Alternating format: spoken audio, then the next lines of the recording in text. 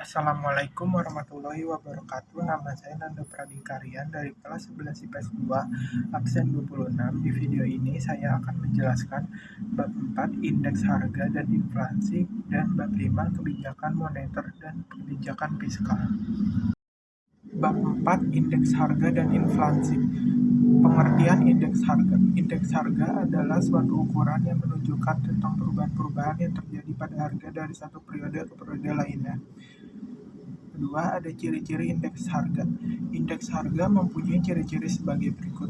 A. Indeks harga sebagai pedoman nilai standar untuk melakukan perbandingan harga dari waktu ke waktu. B. Penetapan indeks harga didasarkan pada hasil pengumuman data dari sumber yang relevan. C. Indeks harga ditetapkan tidak dari seluruh barang atau populasi barang, melainkan dari sampel. D. Indeks harga ditetapkan dalam bentuk angka. E. Penetapan tahun dasar didasarkan situasi normal atau kondisi ekonomi stabil. Kedua, ada tujuan perhitungan indeks harga. Penghitungan indeks harga juga memiliki beberapa tujuan khusus sebagai berikut. A. Sebagai pedoman untuk melakukan perbandingan harga dari waktu ke waktu. B. Sebagai petunjuk untuk mengukur perkembangan ekonomi secara umum. C. Sebagai gambaran perkembangan perdagangan pada periode tertentu. D. Sebagai dasar penetapan gaji termasuk dasar untuk mengubahnya. E. Sebagai gambaran daya tukar petani. F. Sebagai dasar untuk menetapkan kebijakan ekonomi pemerintahan dan kebijakan moneter oleh Bank Indonesia.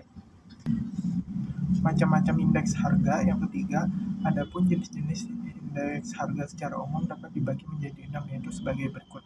A. Indeks harga konsumen (IHK). Indeks yang umum digunakan untuk menggambarkan pergerakan harga. B. Indeks harga produsen (IHP). Suatu indeks dari harga bahan baku (raw materials), produk antara intermediate products, dan peralatan modal mesin yang dibeli oleh sektor bisnis atau perusahaan. C. Indeks harga perdagangan besar (IHPB). Indeks yang menggambarkan pergerakan harga dari komoditi-komoditi yang diperdagangkan di suatu daerah. D. Indeks harga yang diterima petani. Indeks harga yang berhubungan dengan pengorbanan harga pokok yang telah dikorbankan dengan hasil diterima petani. E. Indeks harga yang dibayar petani. Indeks harga yang meliputi pembelian atau biaya konsumsi dan pembelanjaan untuk biaya produksi pertaniannya. F. Indeks harga saham. Indeks harga yang mengukur perubahan harga saham di pasar modal. Keempat, ada metode penghitungan indeks harga. A. Metode tidak tertimbang agregatif sederhana. Rumusnya IA sama dengan notasi PN per notasi PO dikali 100. B. Metode tertimbang. Yang pertama ada metode Las Peyres. Rumusnya IL sama dengan notasi PN kali QO per notasi PO kali QO kali 100. 2. Ada metode Pasche. Rumusnya IP sama dengan notasi PN dikali QO per notasi PO dikali QN dikali 100. Yang ketiga ada metode Marshall-Edgeworth. Rumusnya LM sama dengan notasi PO dikali QO ditambah QN per notasi PO QO ditambah QN dikali 100. B. Inflasi. 1. Pengertian inflasi. Inflasi adalah gejala kenaikan harga barang-barang yang bersifat umum dan terus-menerus. Berdasarkan definisi tersebut, dapat diketahui bahwa terdapat 3 komponen utama yang harus dipenuhi agar dapat dikatakan inflasi, yaitu sebagai berikut. A. Kenaikan harga. B. Bersifat umum. C. Berlangsung terus-menerus. 2. Penyebab inflasi. A. Permintaan (demand). B. Penawaran (supply). C. Ekspektasi atau perakiraan tentang masa depan. Jenis-jenis inflasi. Secara umum, inflasi dibagi menjadi 2, yaitu sebagai berikut. A. Inflasi inti, core inflation, yaitu inflasi yang dipengaruhi oleh faktor fundamental. B. Inflasi non-inti, noise inflation, yaitu inflasi yang dipengaruhi oleh selain faktor fundamental. Dalam hal ini terdiri atas 1. Inflasi volatile food. Inflasi yang dipengaruhi tekanan shocks dalam kelompok bahan makanan seperti panen. Kedua, ada inflasi administered price. Inflasi yang dipengaruhi tekanan shock berupa kebijakan pemerintah seperti harga BBM. Jenis-jenis inflasi. Selain dua jenis inflasi tersebut, inflasi dapat dikelompokkan berdasarkan beberapa sudut pandang sebagai berikut. A. Inflasi berdasarkan penyebabnya. 1. Inflasi tarikan permintaan, demand pull inflation. Kedua, ada inflasi dorongan biaya, cost-based inflation. B. Inflasi berdasarkan tingkatnya. 1. Inflasi ringan, tingkatannya masih di bawah 10% per tahun. Kedua, inflasi sedang, tingkatannya berada di antara 10% sampai 30% per tahun. Yang ketiga, inflasi berat, tingkatannya berada di antara 30% sampai 100% per tahun. Keempat, ada hiperinflasi, tingkatannya berada di atas 100% per tahun.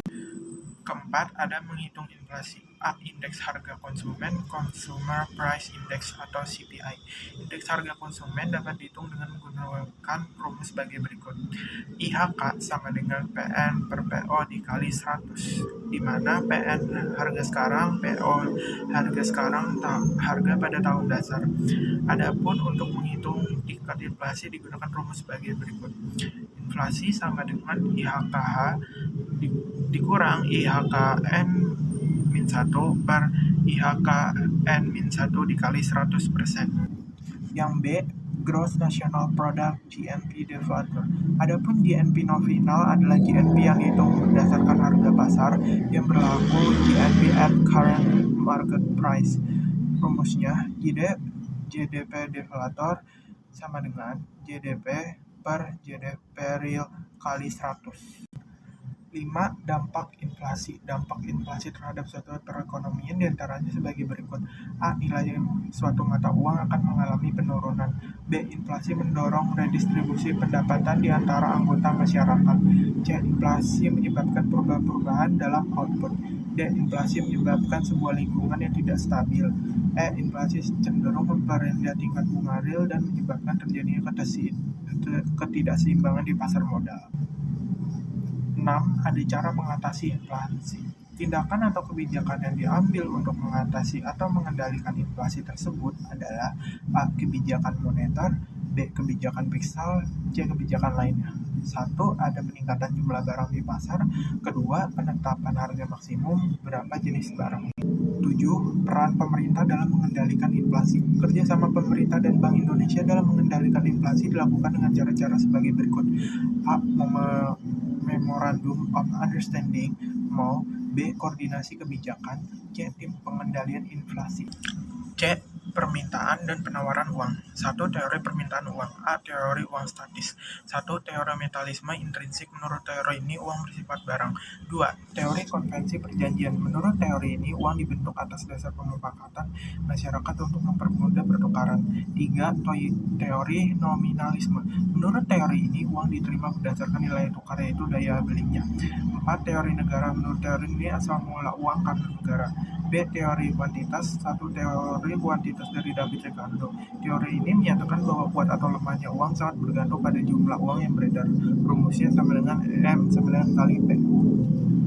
Kedua, ada teori kuantitas dari Irving Fisher. Irving Fisher memasukkan unsur kecepatan peredaran uang dan jumlah uang transaksi barang dan jasa sebagai faktor yang mempengaruhi nilai uang. Rumusnya MV sama dengan P kali T.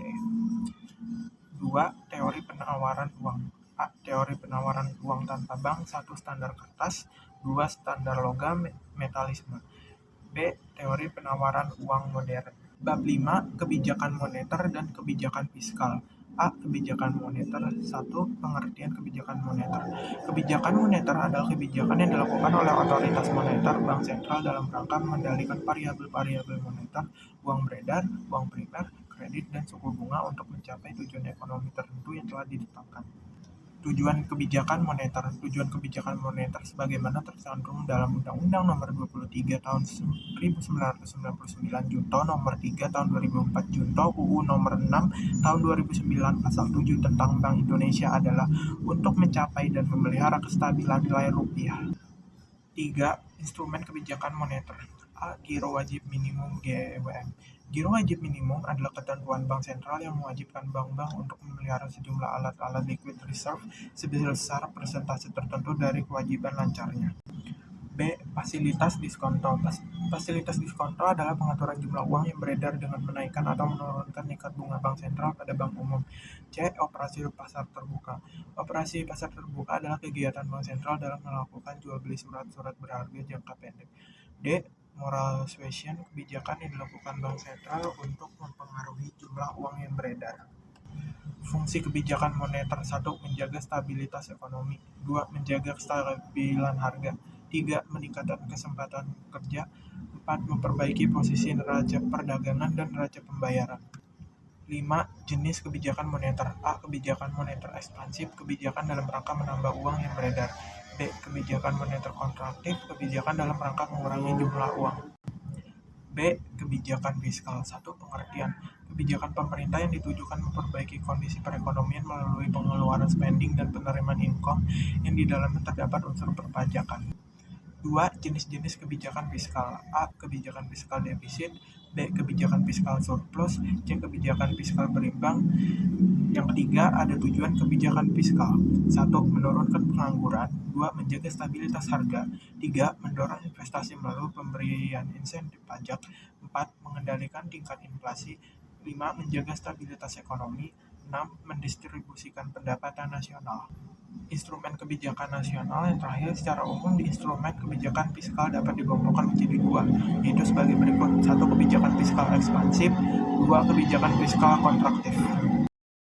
Sekian video dari saya hari ini untuk mempresentasikan bab 4 indeks harga dan inflasi, dan juga bab 5 kebijakan moneter dan kebijakan fiskal.